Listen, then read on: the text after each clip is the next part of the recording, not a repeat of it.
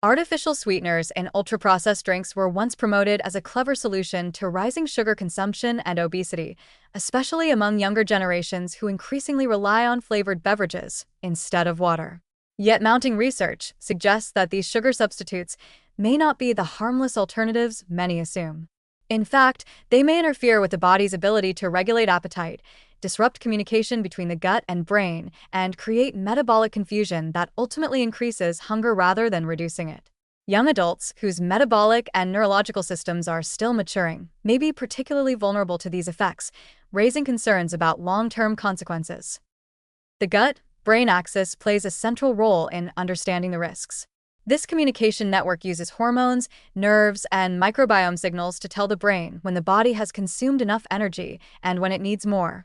Artificial sweeteners, such as sucralose, aspartame, acesulfame K, and stevia derivatives, activate sweet taste receptors without delivering calories.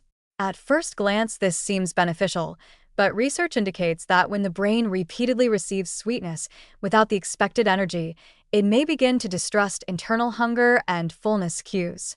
This mismatch can cause the body to compensate by increasing appetite and craving more food later, often driving overeating that exceeds what would have been consumed if sugar had been eaten in the first place. This calorie misprediction has been repeatedly documented in controlled trials. Participants who consume artificially sweetened drinks often experience heightened hunger and increased desire for high-calorie foods shortly afterward. Some studies using functional MRI scanning show that artificial sweeteners may alter activity in reward centers of the brain, reducing satisfaction and encouraging additional consumption to achieve the same reward response. Instead of teaching the body to handle fewer calories, these sweeteners may train the brain to demand more. The result can be a cycle of constant craving and disrupted self-regulation, problems that are already widespread among young adults navigating fast food culture and high academic or social stress. Artificial sweeteners also appear to interfere with key appetite-regulating hormones, such as ghrelin, which stimulates hunger, and GLP-1 and PYY, which signal fullness. When the body receives sweetness without calories, ghrelin levels may remain higher than normal, while satiety hormones do not rise as expected. This creates physiological confusion. The body believes it should still be hungry, even after consuming a sweet beverage. Over time, these hormonal disturbances could impair normal appetite control, contributing to weight gain and making it difficult to rely on natural hunger signals. Some researchers warn that this may predispose young adults to emotional eating and increased snacking, particularly when artificial sweetener exposure is frequent and long-term. Another growing concern involves the gut microbiome. Several artificial sweeteners have been shown to alter intestinal bacteria in ways that can increase inflammation, impair glucose tolerance, and interfere with metabolic stability. The gut microbiome plays a significant role in regulating mood, cognitive function, and energy balance, meaning disruptions may have implications far beyond digestion.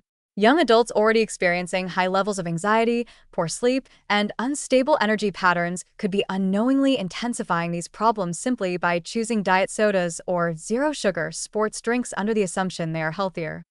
What makes the issue even more troubling is the perception of safety. Many young adults choose artificially sweetened products believing they are a responsible alternative to sugary beverages, unaware that they may be undermining long-term metabolic stability. These drinks are aggressively marketed as fitness-friendly or weight management tools, yet observational studies have linked high artificial sweetener intake to increased risk of obesity, type 2 diabetes, metabolic syndrome, and cardiovascular complications. While causation is still being investigated, the consistent pattern across international research is difficult to ignore. The warnings from scientists and nutrition experts are becoming increasingly urgent. Artificially sweetened drinks may provide a short-term sense of control, but they could ultimately weaken the body's ability to self-regulate appetite, encouraging increased caloric intake and dependence on hyperpalatable foods. For young adults, this may create years or even decades of struggle with weight, cravings, and metabolic instability, problems that could have been avoided if early dietary habits were built around real foods and water rather than engineered sweetness. The convenience and flavor of zero-calorie beverages come with hidden biological costs. While replacing sugary sodas with artificially sweetened drinks may seem like a safer choice, the long-term consequences may be far more damaging than most realize. The body is not easily fooled, and when internal systems are chronically confused, the result can be a lifetime of battling hunger signals that no longer work the way they should.